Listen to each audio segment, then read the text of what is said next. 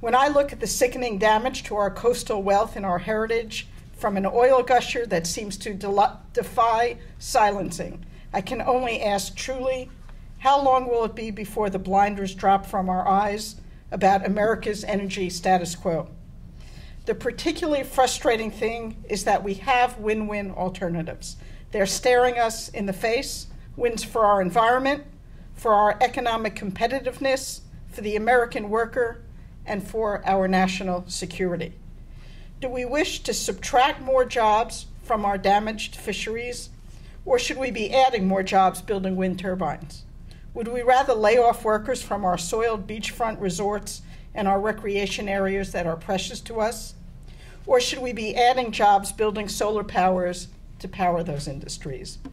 And do we wish to send more of our kids into armed battle far away, or would we rather send them off with a kiss and a lunch bucket to the safe, clean, domestic battle to retrofit our buildings, make our cars run cleaner, and turn our farms and our forests into part of the solution?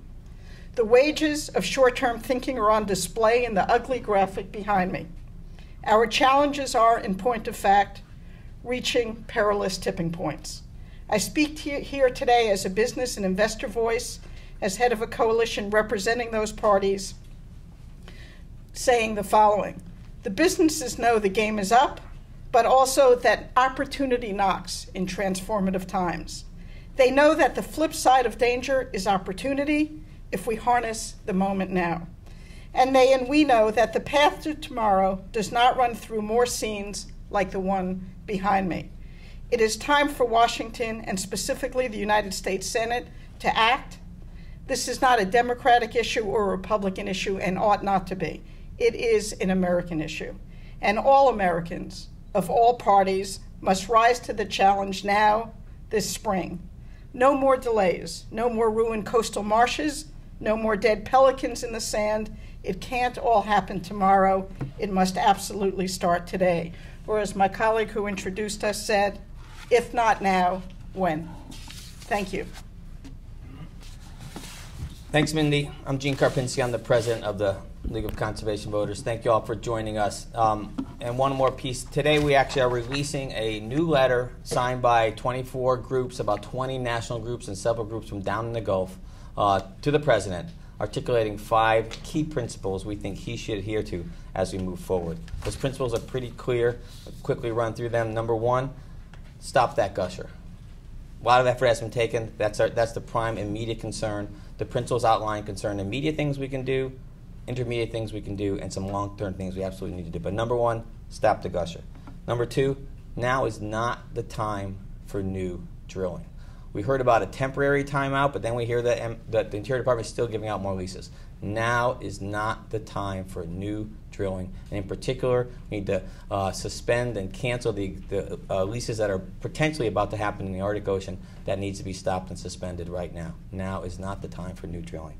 Third, we need to make the Gulf communities whole and hold the government and BP accountable. Several of the groups from the Gulf signed this letter and articulate the specific concerns they have, but bottom line, we need to make the Gulf communities and the environment whole. Fourth, we need more transparency and more accountability from both BP and the government. The concept of make polluters pay is more important here than it's ever been. It's time to make sure that BP pays for all the demands, all the claims, and make them pay. And secondly, the public has a right to know what's going on, what's really going on, what dispersants are being used, how much spill is happening. Make polluters pay, and the public has a right to know. And finally, as you heard from several of us, it's time to transition to end our dependence on oil and transition to a new clean energy economy. If we do that right, it's a win for our economy, it's a win for our security, and it's a win for our planet. That's the challenge. Now is the time. Let's get the job done. Thank you. Thank you, Gene. Let me introduce some of the folks with us. First, let me say that John Podesta from the Center for American Progress wishes he were here but was unable to attend at the last minute. We do have people here from US CAN, Clean Water Action, Natural Resources Defense Council, Sierra Club, Earth Justice, EDF, and many other environmental and justice organizations. With that, why don't we open up for questions if people have any?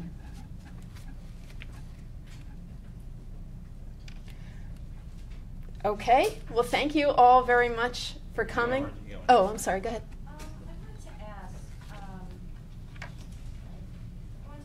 Is the White House doing enough to deal with the oil spill, and should we exercise more federal power as the Gulf Coast residents are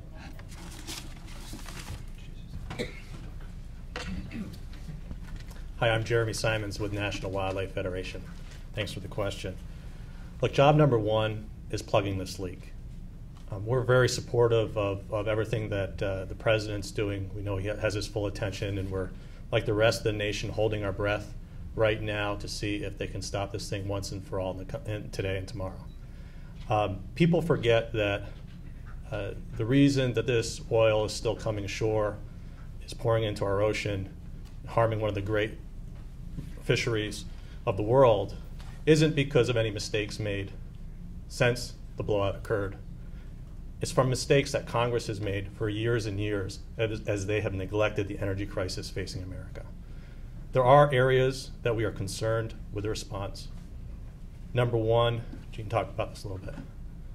First and foremost, it's outrageous that the Department of Interior regulators have continued to allow permits for new wells defying the president's own moratorium.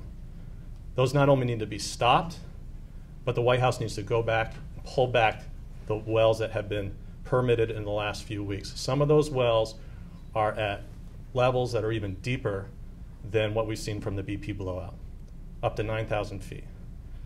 Number two, BP cannot be trusted with any of the environmental assessment, monitoring, testing, or an assessment of any of the damages or even the size of the spill. They've shown they can't be trusted. They tried to withhold video information on the size of the spill, and there's a clear reason for that. BP has every profit motive to hide the severity of this. It's no coincidence that BP CEO Hayward said that the environmental impacts of this would be very, very modest. Right? Because every gallon of oil that they admit has spilled into the Gulf means up to $100 of damages under Clean Water Act civil fines. And then there's additional damage, of course, happening to the fishermen and the coastal economies and the environment that will need to be accounted for.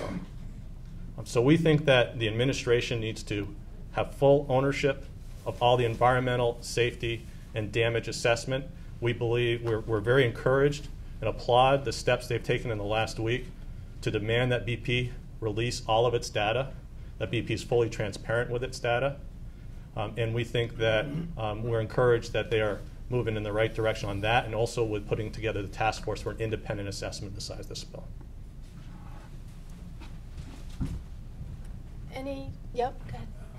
Prior to the spill, Senators Kerry, Lieberman, and others in their energy bill had talked about expanding offshore drilling. You're all saying now that, at least as far as you all are concerned, that's not a starter of any energy bill. We are hopeful that there is absolutely no new drilling. This is not the time for it. Do you have a response to Senator Graham's comments from yesterday, basically suggesting that the political environment has changed because of the spill, and he's not going to get the drilling he wants. He doesn't see the votes there for a carbon price, so maybe we should think smaller on our climate and energy bill.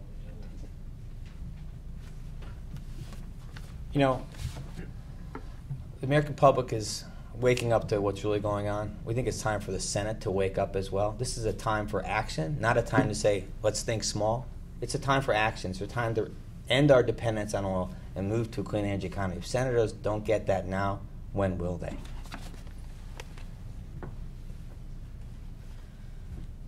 Any final questions?